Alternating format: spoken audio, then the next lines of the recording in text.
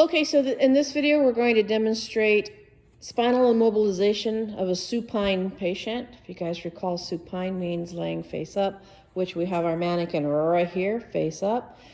The tools you're going to need for this will be a rigid backboard, which we have sitting right here. You're going to need a C-collar. You're going to need stay blocks, and you're going to need 2 blue or whatever color you have straps. Okay. First of all, I'm going to have Jake, do you mind demonstrating to them the proper way of measuring a C-collar for a patient? Yeah, definitely. So, first, we're gonna use some fingers to figure out how long this person's neck is, right? So in this case, this guy's neck is 4 fingers, okay? Now we can follow our little sizing chart here, okay? You'll unlatch these little 2 things here, and that will tell us how long we need to measure out, okay? So we're 4 fingers, we have our sizing line here. I'm gonna start 4 fingers, and it comes down to about there. So we're gonna leave it there. Clamp it down, and now we're ready to apply our C-collar. Okay, don't put it on yet. We just needed to go over measuring it. Okay, and then how do you want to prep your board? Okay, so we can do it a number of different ways. Do you want to do it a different way? I would go ahead and grab that board. Here. Go ahead and strap. Roll it out. Okay.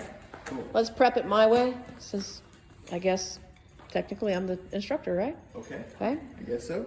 All right, Leslie, how do you like your boards prepped? So drop the D-ring through that hole. Okay. Go under the board to the other side.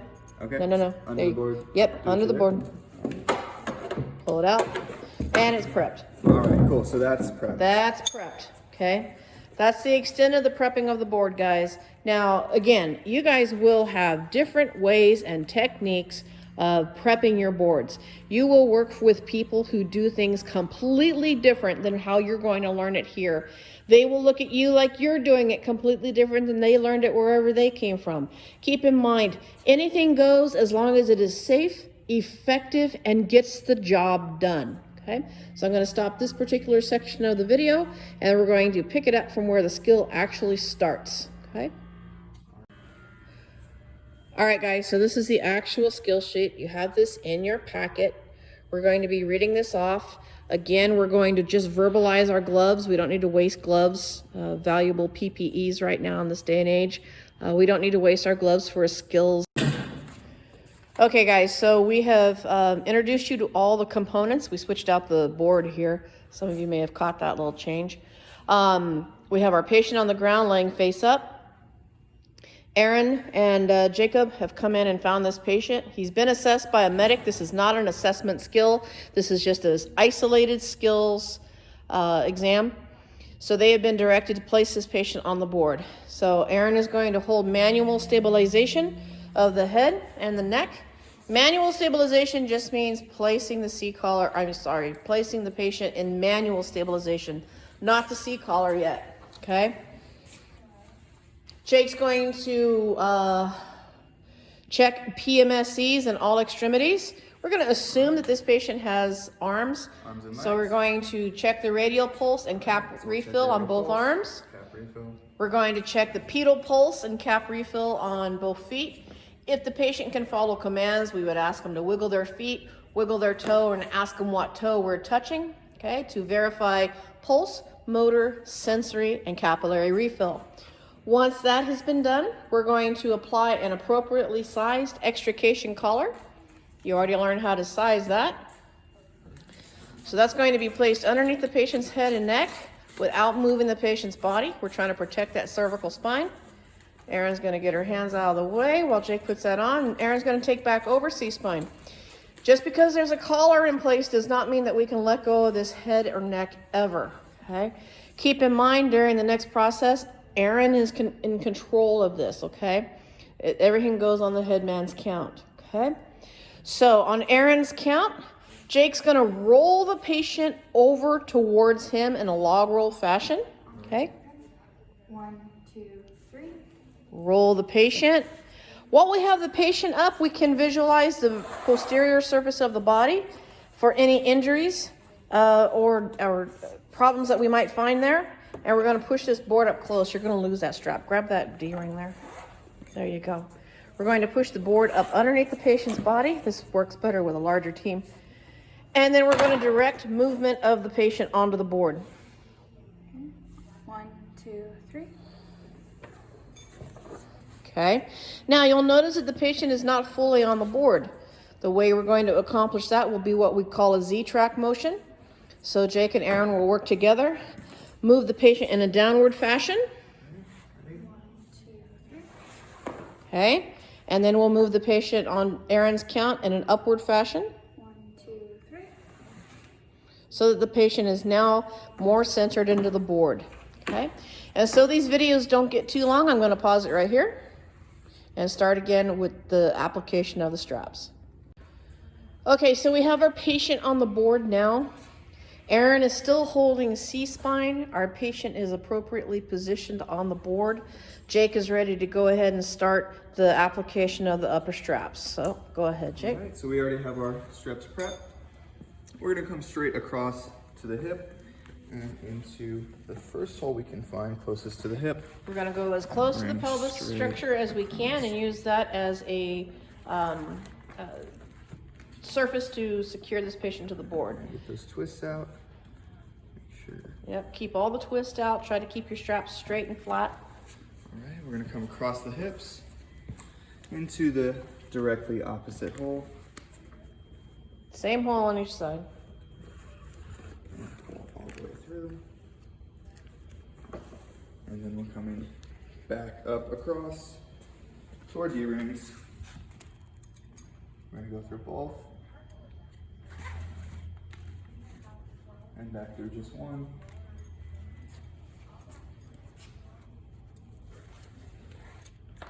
And then from there, we can tighten Looks things like you down. still have a twist in there, don't Yeah, you? we might Yeah, have big one. twist. Yeah, you still got a twist there, bud. All right, that happens. You got a couple of twists. Now keep in mind, guys, a twist is not a fail point. It's just more comfortable for the patient if we keep these straps nice and flat. There's no binding, no pinching, no rubbing. Your patients, if you're going to put them on a backboard, they are quite likely to be on this device for quite some time. The more comfortable we can make our patient, the better. Okay, and then we snug it down. Okay. When we snug it down, we want to tell the patient to take a deep breath Deep and then breath walk in. all the slack out so that our patient doesn't move. Okay, and that was the upper straps. We're going to go on now to the Same lower thing, straps. bottoms. Okay, so now we have the lower extremities that we need to strap. You'll notice that we've brought the tail end of one of our straps up through the same hole that the top strap comes through. And we've rested the D-ring right here at the patient's hip. The tail of the strap is going to come down. Jake's going to take it across the patient's legs. Just go straight across. Yep. Don't pull too high. There you go. Make sure it stays. Oh, we want it. There you go. All right, good. Good. Now come across his ankles. Okay. Good. Go around to that side. Find the same hole. The key to this, guys, is using the same holes on the left and the right side. Okay. Let's see. Taking care to keep the any twists out. Good job.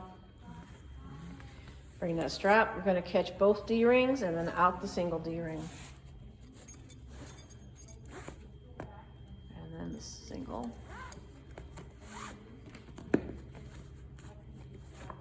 There you go. Okay, and there's our straps. Okay, the last thing we need to do is we're going to grab this headbed. Now we're going to go ahead and keep filming. So let's go ahead and grab the headbed, All right. the stay blocks. Now the stay blocks are like Tetris. There's two sides of Velcro and two smooth sides, or one smooth side, I'm sorry. Trick is figuring out which way it goes. We're going to put the stay blocks on either side of the patient's head, right about the ear level, and we're going to put the Velcro strap across his forehead.